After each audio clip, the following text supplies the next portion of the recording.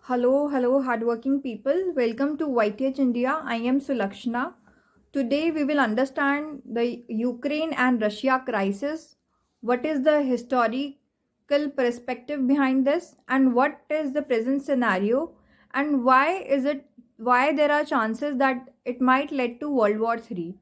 So let us understand what is CIS. CIS is Commonwealth of Independent State, which had its origin around 8 December 1991 and it came into being on 21 December 1991.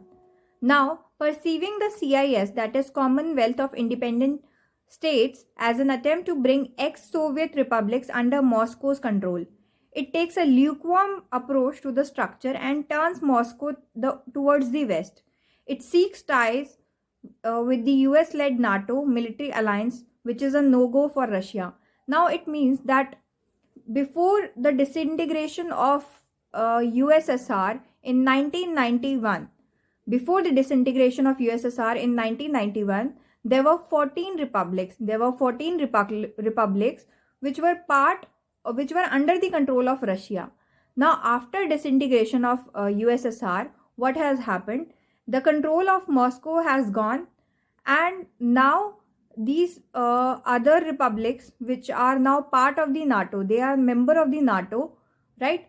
And Russia, which says a no-go for Russia. Now, Ukraine, which is still not a part of the NATO, which is still not a member of NATO, and Russia do not want Ukraine to be part of the NATO. Now, let us understand that Ukraine is like a buffer state which acts like a security zone to Russia. So if once Ukraine also becomes a part of the NATO, then it will be a security threat to Russia. Also, Russia thinks that it is Russia shares spiritual space with the Ukraine, and so Russia do not want Ukraine to be part of the NATO. So because if once Ukraine become part of the NATO, then US will have control over the NATO as well. Now let's move forward and understand. In the aftermath of the end of Cold War, Ukraine, Russia and UK and US in December 1994 agreed to respect the independence, sovereignty and borders of Ukraine. The agreement is in exchange for Ukraine abandoning the nuclear weapons it inherited from Soviet Union. So now let's understand the Friendship Treaty. Friendship Treaty. In May 1997, Russia and Ukraine signed a Friendship Treaty without removing a main source of tension, that is Kiev's ties with NATO. So the tension is a Friendship Treaty was signed between Ukraine and Russia, but the tension, that is the main source of tension, which was that Kiev's ties with NATO. So it settles a key disagreement by allowing Russia to retain ownership of the majority of ships in the Black Sea fleet based in Ukraine's Crimea, while requiring the Moscow pay Kiev a modest rent to use the port of Sevastopol. Now further, Moscow also remains Kiev's most important commercial partner. So with Ukraine totally dependent on Russian oil and gas. Now understand that 1/3 of the natural gas oil of Russia is supplied to Ukraine. So 1/3, which is a majority and a big number, that is supplied, and that goes from this region only.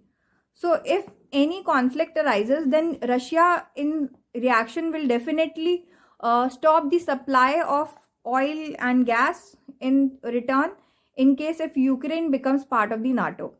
Since 2008, there has been talk that US want Ukraine to be a part of the NATO. So now Ukraine draws a warning from the European Union in 2003 when it signs an accord with Russia, Belarus and Kazakhstan on a common economic space. Brussels say that it could hinder Ukraine's reapproachment with the bloc and its membership to the World Trade Organization. Now understand pro-Westerner in power. So Ukraine since 2004 presidential election is marred by fraud, and the victory of pro-Russian Viktor Yanukovych provokes unprecedented protest in the peaceful Orange Revolution. The uproar leads to the vote being cancelled, and in December, pro-Western opposition leader Viktor Yushchenko, who was victim of a mysterious dioxin poisoning during the campaign, becomes president. It marks the beginning of new political era in Ukraine after 10 years under the thumb of Leonid Kuchma, who staggered between Europe and Moscow. Yushchenko swiftly reiterates Ukraine's wish to join the European Union, despite reservations from the bloc along with NATO. So now in 2008, at a summit in Bucharest, NATO leaders agree that Ukraine has a future in the alliance, sparking Moscow's ire. Russia and Ukraine engage in several disputes, and now notably over gas in 2006 and 2009, which disrupt Europe's energy supplies. Now understand the pre-European uprising. Yanukovych is elected president in 2010, and in November 2030 he suspends talk on a trade pact with the European Union in favor of closer ties with Russia. In sparks weeks of massive protests by pre-European opposition groups demanding the pro-Russian president quits. The uprising centered on Kiev's Independence Square comes to a head in Feb 2014 when police fire on protesters. Around 100 demonstrators and 20 officers died during the 3-month uprising. Now Yanukovych flees to Russia and it's impeached, annexation and war. So Russia responds by sending special forces to take control of strategic sites on Ukraine's Crimea Peninsula. So understand, in March 2014, Russian President Vladimir Putin signs a treaty absorbing Crimea into Russia.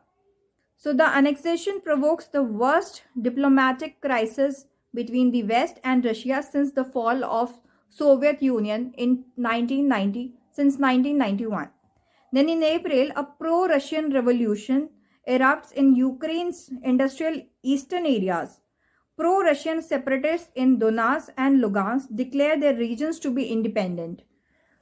Ukraine and its Western allies accuse Russia of instigating the uprising and pouring in arms and troops to bolster the self-proclaimed republics. The clashes between a full-grown conflict in May, and the conflict has since left more than 14,000 people dead. In March 2014, Russian President Vladimir Putin signs a treaty absorbing Crimea into Russia. So in 2014, Crimea was annexed by Russia.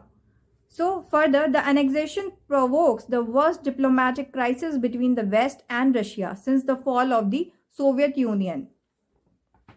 Then in April, a pro-Russian rebellion erupts in Ukraine's industrial eastern areas. Pro-Russian separatists in Donetsk and Lugansk declare their regions to be independent. Ukraine and its Western allies accuse Russia of instigating the uprising and pouring in arms and troops to bolster the self-proclaimed republics. The clashes between a full-blown conflict in May, and the conflict has since left more than 14,000 people dead. After massing tens of thousands of soldiers on Ukraine's borders, Putin on 21st Feb 2022 recognizes the independence of Donetsk and Lugansk. He also orders Russian troops into the regions without giving the scope of timetable of the deployment. So at present, the present scenario is that 1 lakh soldiers of Russia is deployed along the border of the Ukraine. So it is a big threat to the Ukrainian people, and also in future there are chances that it might lead to World War III. At present, if Ukraine becomes a part of NATO and NATO comes in, or any of the Baltic region is affected due to this, then of course the NATO member and altogether US will also come forward to have a conflict with Russia, and it might lead to World War III, and which might be a very, very disruptive in future, because this time the scenario is not same. If you compare then the total nuclear weapons that we have, including Russia and USSR, it is around 8,000, which might lead to end of the world, because this is not the same scenario which we had in 1991. Today the things are much more developed, and it might lead to bigger problems. It might lead to end of the world. Thank you.